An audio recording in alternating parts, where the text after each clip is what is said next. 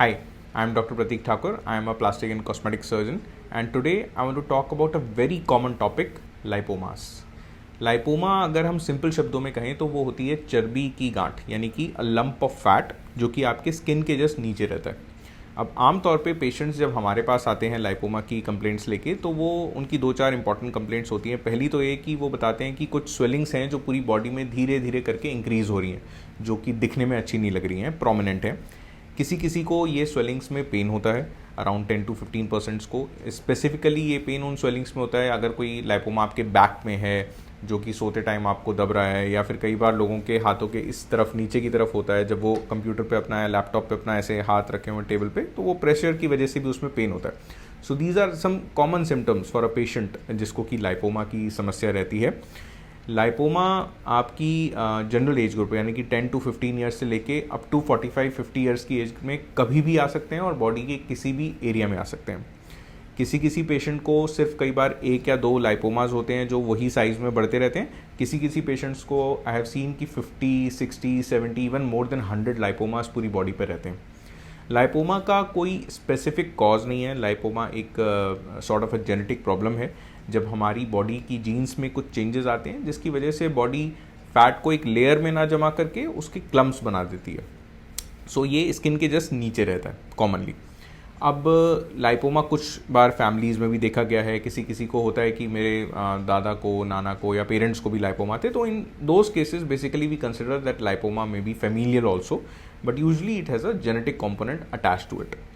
अब लाइपोमा में जो ट्रीटमेंट है वो बेसिकली एक सर्जिकल प्रोसेस रहता है।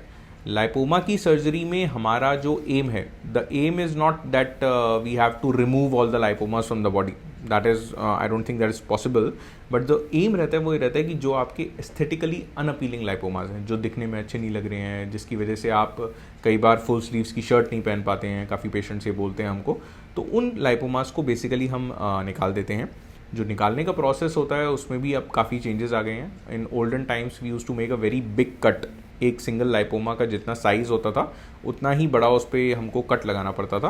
But these days what we do is we make a very small puncture, एक छोटा सा पंचर या एक छोटा सा होल जो है लाइपोमा के ऊपर करते हैं, and through that small puncture the whole lipoma is basically extracted out, उसको निकाल दिया जाता है।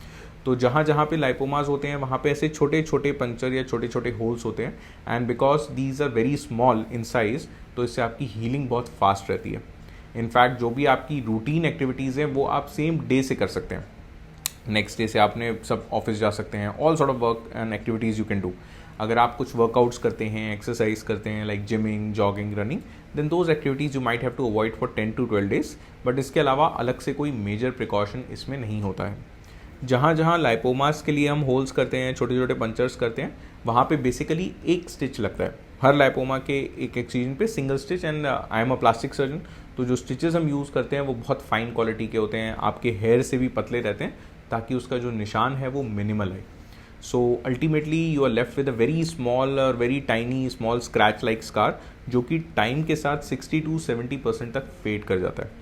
एंड बेसिकली जो बम्स हैं, जो स्वेलिंग्स हैं, you get rid of them, the area becomes absolutely plain. So this is the total process and the treatment for lipoma. I hope it helps you, and if you have any more queries, feel free to connect. Book your appointment on Pristine Care.